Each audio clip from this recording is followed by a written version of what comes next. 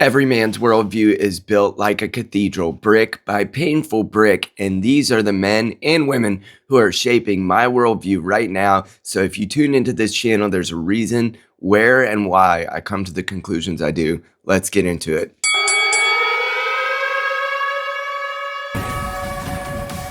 This is a pivotal moment for us to really listen and understand. Before we get into that, please like, share, and subscribe on the way in if you'd like to see more from these brilliant minds filtered through my lens and poured onto you. And regardless of whether you've seen this channel or not yet before, these are the men and women who we should all be listening to right now in this critical moment in the world history. The first category are four of the political architects of my worldview. The first is Michael Knowles, from Yale to the podcasting at the Daily Wire. He has a very precise and direct way of communicating complex political ideas, as well as writing the book Speechless, Controlling Words, Controlling Minds, which brings about how the left has used language to their advantage over the last several decades. Watch this from him. Violence. The political violence, obviously, with the assassination of Charlie Kirk, but other political violence in recent years, and saying, good grief, is our country just totally falling apart? And the answer is yes, but it's happened before. This is not our first experience with this. And so we can look back to history as a blueprint. What happened after the left-wing violence in the 19-teens and 1920s? Well, the way we fixed that was we cracked down on it. We recognized it for the threat to order and law that it is, and we arrested a lot of these people. We passed laws that made it easier to identify and target them, and we got rid of them from the public square. That's what we... The second is British Carl Benjamin, who has originally gone by the moniker Sargon of Akkad and used to just be a gamer who, during Gamergate, came out as a classically liberal man, but has gone further and further into nationalistic views and has brought that into his podcast of the Lotus Eaters and lotuseaters.com, which is one of the greatest resources for world political and really just nationalistic viewpoints on how we're operating today in the Western world. I'm absolutely tired of it. Weakness does not equal goodness. It means nothing. It means you have no agency. It means you are not good nor bad. You are as moral as a stone or a tree. You have no morality if you are too weak to take any kind of action. Virginia House of Delegates member and former Green Beret Nick Freitas is probably the closest to being the one who I align with politically and philosophically the most within this category, partly because he's also a big homeschool and homesteading advocate, both of which my family have taken on within the last several years. And he is dipping his way out of politics, but has a podcast called Making the Argument, as well as being one of these men on Instagram who has just tens of millions of followers and views for saying what makes sense to most of us. Watch this. Interesting advice from Canada. In the unlikely event that you find yourself the victim of a home invasion, we are urging citizens not to take matters into their own hands. Loved ones safe until police arrive, and be the best witness possible. See? Common ground. In America, we also believe you should be the best witness possible. That way you can witness where your first round impacted and adjust your other ones as necessary. That way you can explain it all to the coroner. Well, approximately 15 seconds after a Democrat AG candidate got caught wishing death upon the toddlers of a political opponent, the Democrats are now dutifully rushing into the airwaves in order to claim racism, because why wouldn't they? After all, it is 2009. Wait a second. No, it isn't. It's 2000. We don't care anymore. Yeah. It's not that we don't care about the word racism, sexism, bigotry, fascist, threat to democracy, etc. We just don't care when you use them. That's right. Because when you inappropriately use a term over and over again that has nothing to do with the actual meaning of the term and instead is just weaponized as a political tool to shut down debate, we catch on eventually, and we have done caught on. So in the immortal words of the philosophers Rick and Morty, your boos mean nothing to us. We've seen what makes you cheer.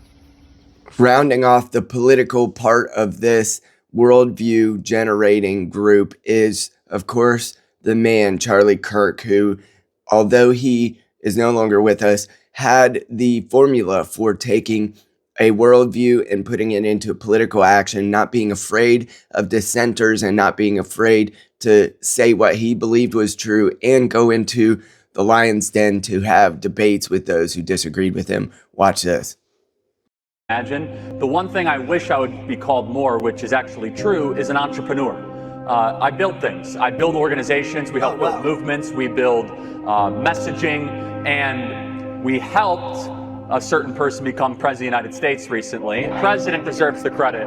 But we helped especially with younger voters in particular.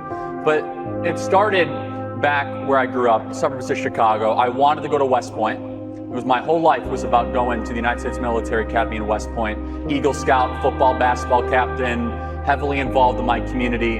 Ended up not getting into West Point. I convinced my parents, hey, I'm not sure if I want to go right into college. I'd like to take a gap year before I go to college. And the idea I had was, hey, I want to start an organization from nothing to try to reach the next generation around first principles of liberty and freedom and that our country's a great nation. So my list has 12 participants in 3 categories: politics, faith, and psychology. And the second portion of this comes into the faith. And first of which on that list is C.S. Lewis. Now, I've read about 4 of his books in the last year, maybe 5, and most of the shorter volumes, not like the Narnia Chronicles of Narnia. But obviously, C.S. Lewis was born in Belfast, orphaned as a young man. He served in the Great War. He was a professor at Oxford, and then he was the author of such great works as Mere Christianity, one of my favorite. The Four Loves is the one I most recently rounded off, but he obviously was one of the greatest authors and faithful thinkers about Christianity in the last 500 years. Some years ago, I got up one morning intending to have my hair cut in preparation for a visit to London. And the first letter I opened made it clear I need not go to London. So I decided to put the haircut off too. But then there began the most unaccountable little nagging in my mind, almost like a voice saying, "Get it cut all the same. Go and get it cut." In the end, I could stand it no longer. I went. Now my barber at that time was a fellow Christian and a man of many troubles, whom my brother and I had sometimes been able to help. The moment I opened his shop door, he said, "Oh, I was praying you might come today." And in fact, if I had come a day or so later, I should have been of no use to him. It awed me. It awes me still. Going from something old to something new, the second person who I love to listen to nowadays for faithful commentary about Christianity is Wes Huff. He is a Canadian historian, speaker, and apologist for the Christian worldview. He's a husband and father who once had a chronic illness, which set him into being a paralytic, and he came out of it shortly after praying. His clarity on scripture and his historical framework has put him in the position to dice people up who have been antithetical to what Christianity's historical value has been. Watch this.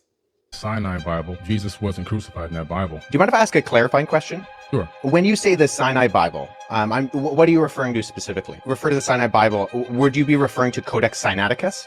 Like the codex that comes... Okay, that's why I was trying to get some clarification, because I actually have a facsimile. So I have a photocopy of Codex Sinaiticus that I work with in my office. So I have it here. And the only reason I asked for clarification is because Sinaiticus in particular is just a 4th century Greek manuscript. Its text of the Gospels reads almost identical to the modern Greek text that we develop translations from. When you say that it denies the crucifixion or that the crucifixion isn't there, I mean, I can go on right now, Codex Sinaiticus, and I can look up Matthew 27. Where it has Jesus being crucified, and that's in Codex Sinaiticus, or John 19, or any of the other ones. So my confusion is that it doesn't read any differently. Where was that piece I found discovered? the text where I was referencing, actually, I misquoted there. It's the Gospel of Barnabas. never got crucified. As a matter of fact, the Sinai Bible, Jesus was crucified. Well, that doesn't exist in the Sinai Bible. The Sinai Bible. But then you go to the Sinai Bible, in the Sinai Bible, and the Sinai Bible. According to the Sinai Bible, Jesus wasn't crucified in that Bible. The third man who I take the most bona fides from in the faith department is Josh Howerton. Now, he is the pastor of a megachurch called Lake Point in, I believe, Austin, Texas, somewhere around there. And he does not tiptoe around the issues, especially what it looks like to bring Christianity into a nationalist worldview. So what does it look like to be able to merge those two ideas in healthy ways? And he does not step away from the culture war fight and what Christianity's role has to do with this. Watch this. But I'm the rising darkness in our world and our culture, and honestly, you just want vengeance. It's like, bro, I want revenge. Like, get them. But I must remind you that you are following the Lord Jesus Christ, who was crucified because of his love for his enemies. We as Christians, we are called to enemy love, like our Lord Jesus, who, think about this, he looked out at his assassins, at the people who martyred him. He looked out at them, and one of his final prayers was, Father, forgive them. And then he answered his own prayer by paying the penalty for their sins and dying on the cross for them. Throughout all of Christian history, when Christians have been killed, from Nero to ISIS, from Persia to now modern secular progressivism, what Christians have said is, we will love our enemies and we will pray for those who persecute us. And you listen to me. Do you want revenge? You want revenge? Listen to me. Do you know what Christian vengeance is? Our vengeance will be revival. That's our... Lastly, in the faith department is my dude, another man who has unfortunately passed away, and that is Vodi Bakum, whose life was lost a couple weeks ago due to a heart issue. He is a scholar, author, and father of 9, 7 of which were adopted from sub-Saharan Africa, where he was a missionary for like a decade in Zambia. They recently moved back as a family to try to treat his physical illness, and he ended up losing his life. But he is one of the greatest advocates of homeschooling, and he said, we cannot continue sending our children to Caesar and being surprised when they come home as Romans. Watch this. His leadership of his family. This is a crucial topic. For in fact, a man's leadership in his home is pivotal not only to the church, but also to the state. It was Manton who said that the home is the seminary of both the church and the state. The home is the place where leaders for the church are forged. In fact, a man is to be examined for leadership in the church by first looking at his track record of leadership in his home. It is a man's leadership in his family that is foundational to determining whether or not he is even qualified for leadership among God's people. The last section of where I generate my worldview from, or at least how I try to communicate that here on the channel, is in the section of psychology, or the mechanics of the mind. And the first one, of course, who I've covered recently, has been a big influence on me. Took a lot of slings and arrows for us in the beginning, as I've been a therapist for 13 years. Finally, someone from my world in the psychology realm stood up and stood out on business, and that is Jordan B. Peterson, the Canadian psychologist, author of many books, and leader of telling young men to clean their room before they try to change the world. Watch this. You cited freedom of speech in that. Why should your right to freedom of speech trump a trans person's right not to be offended? Because in order to be able to think, you have to risk being offensive. I mean, look at the conversation we're having right now. You know, like, you're certainly willing to risk offending me in the pursuit of truth. Why should you have the right to do that? It's been rather uncomfortable. Well, I'm very glad I put you on the spot. Well, I'm very glad that I've exercised my freedom of speech. You get my point. It's like you're doing what you should do, which is digging a bit to see what the hell's going on. So and that is what you should do. But you're exercising your freedom of speech to certainly risk offending me. And that's fine. I think more power to you as far as I'm concerned. Next is the sociologist and social psychologist who has probably written some of the most consequential works in psychology in the last 100 years, including the Anxious Generation, The Coddling of the American Mind, and The Righteous Mind. That is author and telephone technology management specialist Jonathan Haidt. Why is it that we're all giving our kids phones at such an early age? Because we're afraid that they will then be left out, and they're afraid of being left out. We're terrified of being isolated, being cut off, being alone. That's why banishment used to be a punishment in the ancient world. Before they had like good prisons and things, like your punishment is to be banished. We're not going to kill you, we're just going to send you away. And that's like death, social death. And teenagers are really, really vulnerable to social death. If people are only supporting something because they're afraid to speak up, or if they're kept in place by fear, as soon as the fear calms, everything can change very, very quickly. The kids themselves say, yeah, I'd like to get off if everyone else does. If a system is held in place by the fear of missing out, and we can all get out together, then kids aren't missing out. We give them back childhood, we give them back play, we give them back each other.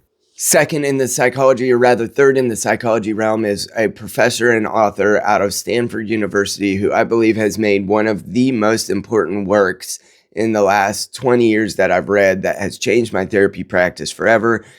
That's about how to regulate and re-regulate your dopamine after suffering from addiction and really stimulus-rich environments that we live in today, and that is Anna Lemke. Reflexively to seek out pleasure and avoid pain. And yet now when we do that, we're bound to encounter misery. People have become less and less happy over the past 20 to 30 years. And that decrease is most striking in the wealthiest nations in the world. A complete paradox when you think that we have so many privileges in this country, and yet we must be getting something fundamentally wrong. I think that what we're not recognizing is the ways in which overwhelming overabundance is actually a stressor. And because our brains were not wired for abundance, we were wired for pain. Our brains are compensating by downregulating all those feel-good hormones and neurotransmitters. The kernel of that is also the answer to our problems, which is that we have to actually intentionally seek out pain, and we have to downregulate our consumption. Last on the list, and probably the man who has brought together some of the voices and minds that have shaped my therapy practice more than anyone else, and that is another professor out of Stanford and a neuro-ophthalmologist who just simply amalgamates all of this health information in one place and teaches us so much from a relatively understandable, linguistically and relatively understandable intellectually perspective. That is Andrew Huberman. As we read, we are generating very low levels of motor activity in our throat. That is, we are speaking the words that we are reading at a level below the perception of sound or our own perception of those words. But if one were to put an amplifier to measure the firing of those muscles in our vocal cords, we'd find that as we're reading information, we are actually speaking that information. My channel is far from perfect, and I am open to being wrong. I actually learn a lot from the comment section, so please do your best to comment things that are helpful for me as I build this worldview into something that's communicable to others. But from Knowles to Bauckham to Peterson, this scaffolding is supporting the type of worldview that you're going to get from this desk or from whatever other desk I happen to be sitting on during that current day. This is all an attempt to build a future of faith, fatherhood, and freedom in America, as well as the family, so that my children can have a better opportunity than not only what I had, but what it seems is coming out, which is economic collapse, social collapse, and in many other ways collapsing around us. So if you can support that, please like, share, and subscribe. Let's do it together. And thank you for all of those who have recently come to the channel. Peace.